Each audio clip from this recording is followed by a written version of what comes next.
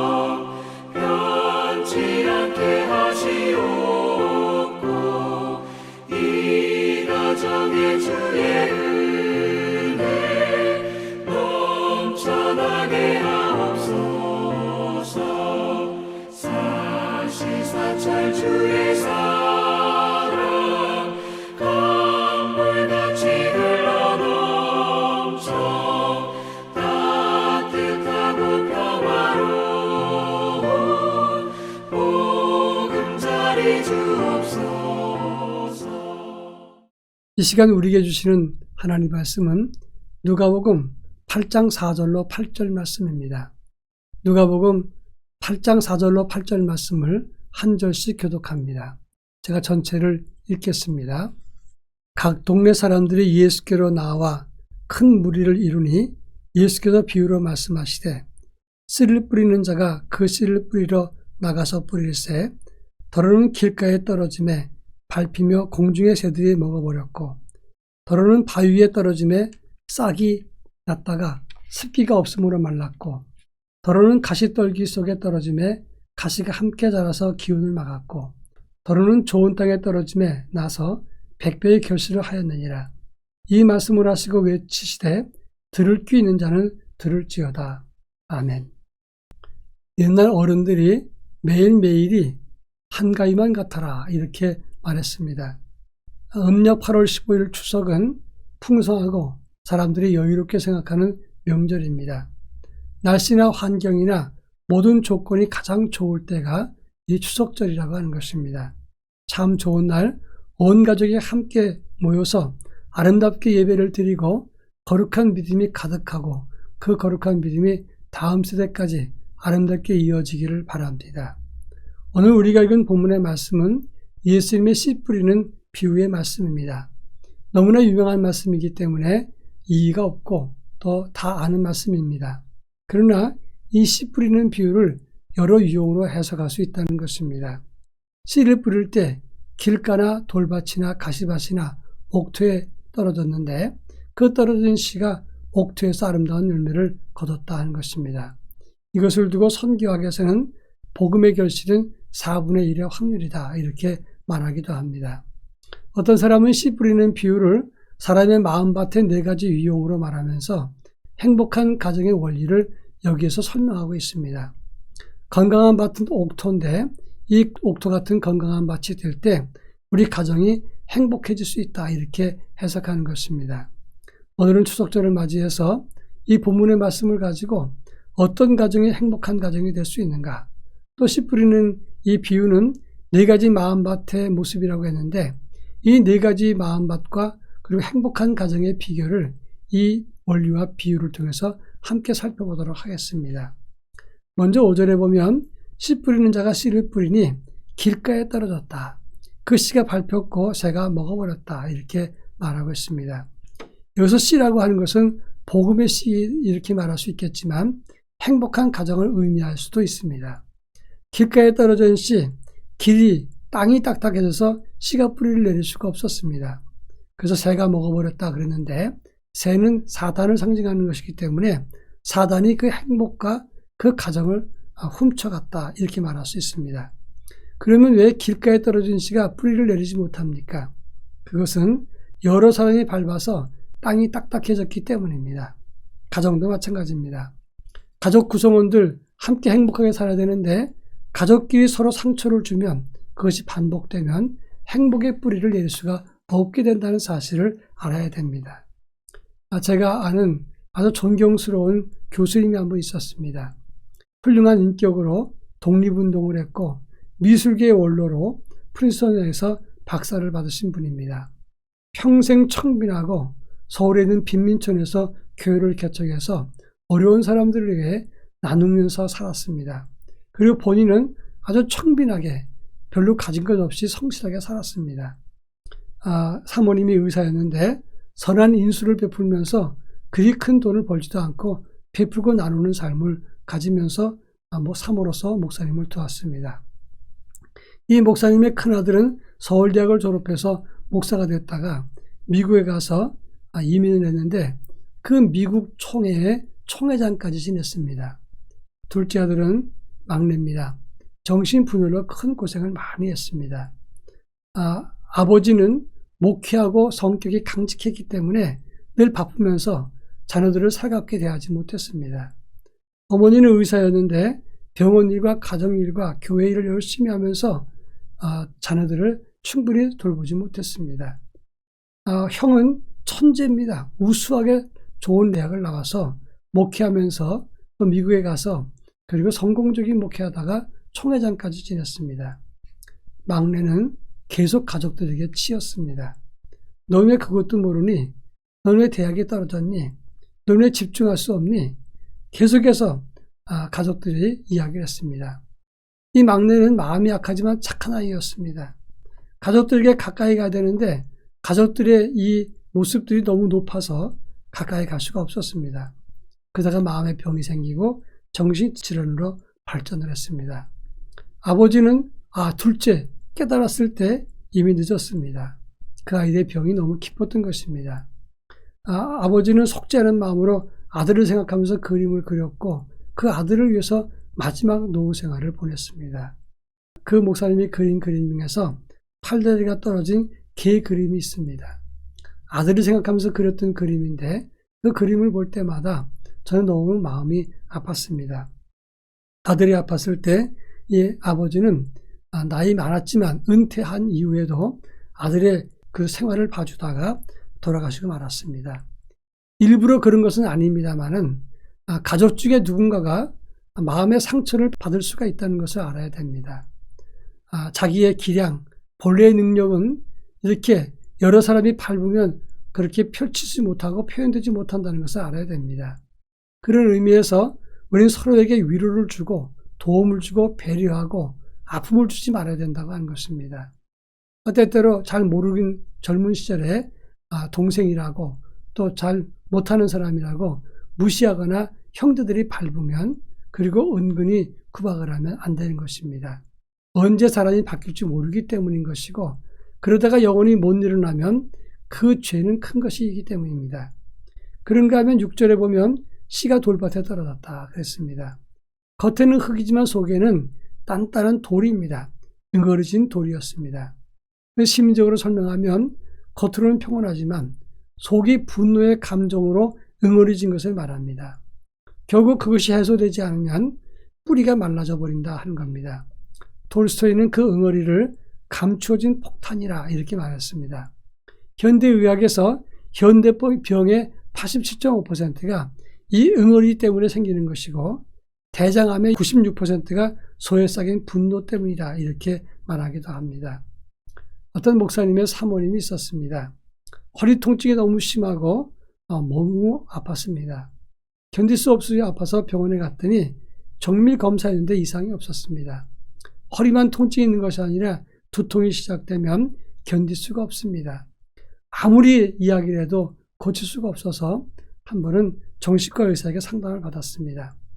정신과 의사가 상담을 한 다음에 남편 목사님도 오라 그랬습니다. 그리고 대화를 나누다가 이 병의 원인을 찾았습니다. 남편 목사님은 너무나 유명한 목사님인데 지나치게 권위주의적이었습니다. 부인이나 자녀들이 뭐라고 하면 이 목사님이 소리부터 지르는 겁니다. 그러면서 시끄러워. 당신이 뭘 알아? 네가 뭘 하니? 왜 그랬어? 이렇게 말을 할 때마다 가족들이 상처를 많이 받은 것입니다. 사모님은 자녀들이 상처받을까 봐 또 한 번 더 긴장을 했는데 비슷한 분위기나 말만 되어도 스트레스를 받고 나중에 두통으로 오는데 너무 견딜 수가 없습니다. 그래서 남편과 비슷한 그 탤런트도 보지 못하고 남편의 말투 비슷한 드라마도 보지 못하고 그런 분위기도 참지 못하게 되어서 나중에 사모님이 큰 병을 앓게 되었다고 하는 것입니다. 여러분, 병원에서 하고 싶은 것을 다 써봐라 이렇게 사모님에게 말했을 때 사모님은 그 현장 앉은 자리에서 A4 용지 21장의 글을 썼다고 합니다. 우리도 모르는 사이에 했던 날카로운 말들, 소리 지르고 무시하고 구박했던 것이 차곡차곡 쌓여서 응어리가 되었을 때 그것이 큰 병이 되었다고 하는 것입니다. 여러분, 어떤 사람은 이렇게 말합니다. 나는 화끈해서 그리고 뒤끝이 없다. 그런데 자기는 없지만 가족들과 주변 사람들은 다 그 뒤끝을 받고 있다는 사실을 알아야 됩니다. 응어리지지 않는 소통, 그리고 자기를 표현하는 그런 자유로운 가정이 될 때 행복한 가정이 만들어지는 것입니다. 속에 응어리진 것이 없는가 우리 주변 가족들을 한번 세심하게 살펴주는 그런 배려가 있길 바랍니다. 세 번째로 7절에 보면 가시떨기에 떨어진 씨라 그랬습니다. 뿌리가 났는데 가시덤불이 기운을 막았다 그랬습니다. 이 가시는 재리의 유혹이고 염려와 근심을 말하는 것입니다. 무슨 일을 하려고 하는데 혹은 자녀들이나 다른 가족들이 나 이거 필요해요 이렇게 말할 때 그게 얼마짜리인데 무조건 돈으로 계산해서 이야기를 한다든지 아니면 걱정이 너무 많은 것들이 여기에 해당되는 것입니다. 그런가 하면 우리의 기운과 에너지를 밖으로 빼앗기는 경우가 여기에 해당되는 것입니다. 행복한 에너지를 가족들에게 줘야 되는데 그것을 가족들에게 주는 것이 아니라 다른 데 쏟고 오고 탈진해서 가족들에게 에너지를 뺏어갑니다. 그게 잘못된 것입니다. 아내나 자녀보다 자기 취미나 자기 술이나 또는 친구 만나는 것 이런 것에 에너지를 소비하는 사람이 바로 가시떨기에 떨어진 씨앗과 같은 사람이라 이렇게 말할 수 있습니다. 제가 부목사 때 아주 친했던 유명 가수가 있습니다. 아주 오래전 일입니다만은 현이와 덕이라고 하는 가수가 있었습니다. 이 장덕이라고 하는 사람은 인기 최고에 있었습니다. 근데 인기가 점점 시들해지자 조급해하면서 수면제를 과다 복용하다가 세상을 떠났습니다. 그 오빠되는 장현 씨는 결혼해서 아들이 하나 있었습니다. 그런데 설암 때문에 고생을 했습니다. 혀에 암이 생기는 것입니다. 좀 쉬라 그랬는데 열심히 나가서 노래를 부릅니다. 그 이유는 두 가지입니다. 첫째는 인기 떨어지면 우리는 끝입니다. 생활할 수 있는 게 없습니다. 그리고 돈 벌어야 가족이 사니까 쉴 수가 없습니다. 이렇게 이야기하면서 이 자기의 죽어가는 그런 고통스러운 암을 갖고 있으면서도 인기를 생각했습니다. 그렇게 쉬지 않다가 40대 초반에 동생을 따라 갔습니다. 전도서 1장 2절에 보면 헛되고 헛되며 헛되고 헛되니 모든 것이 헛되도다. 이 헛되다는 말이 5번 등장을 합니다. 여러분, 남 미워하는 것도, 원망과 불평하는 것도, 남 탓하는 것도 다 헛된 것입니다. 시간과 에너지를 남에게 뺏기면 안 됩니다. 가족을 생각하고 우리의 에너지를 행복을 만드는데 가족들에게 에너지를 줘야 된다고 하는 것입니다. 헛된 일에 분노하지 말고 하나님 앞에서 정말 중요한 일에 힘쓰는 그런 아름다운 가정이 되어야 됩니다.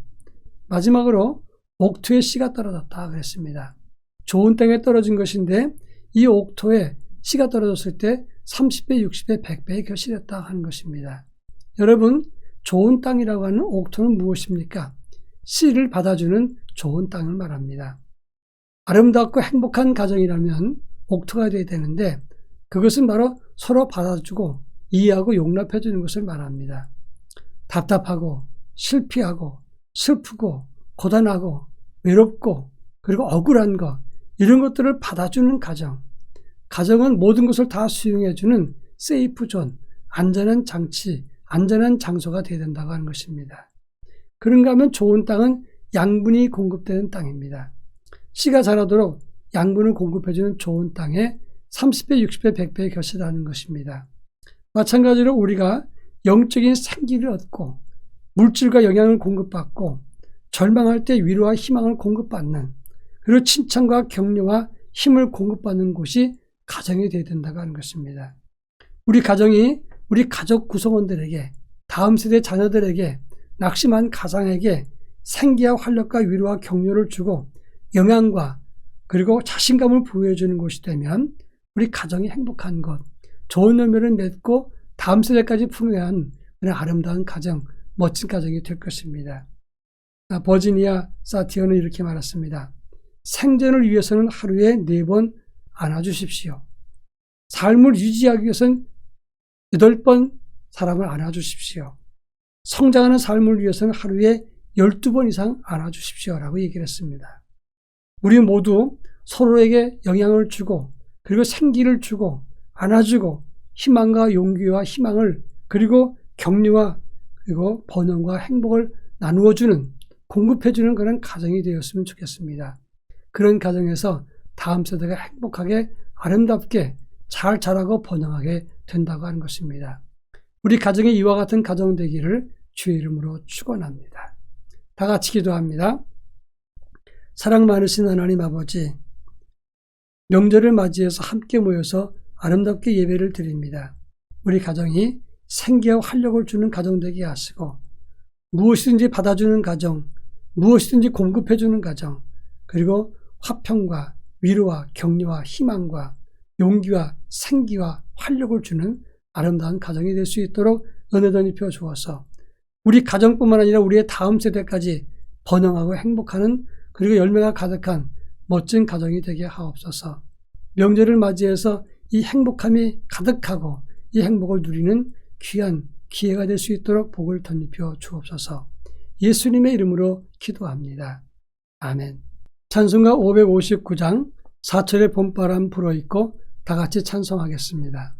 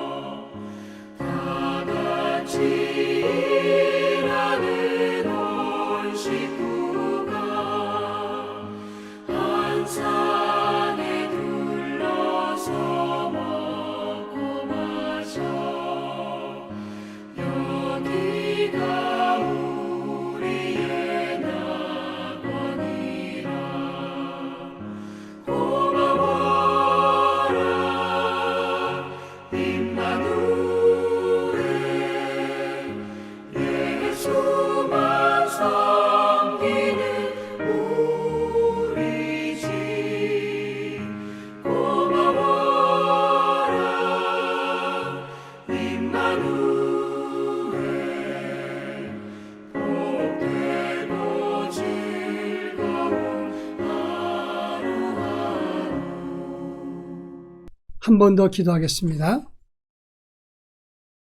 이제는 우리 주 예수 그리스도의 은혜와 하나님의 극진하신 사랑하심과 성령님의 감화감동 교통하심이 행복한 가정을 위해서 생기와 활력을 주고 믿음을 전수하며 그리고 소망과 위로와 격려와 활력을 주기 원하는 사랑하는 성도들 저들 가정과 삶 속에 그리고 하나님의 교회와 우리의 조국 대한민국 위에 이제로부터 영원토록 함께 하옵시기를 간절히 축원하옵나이다. 아멘.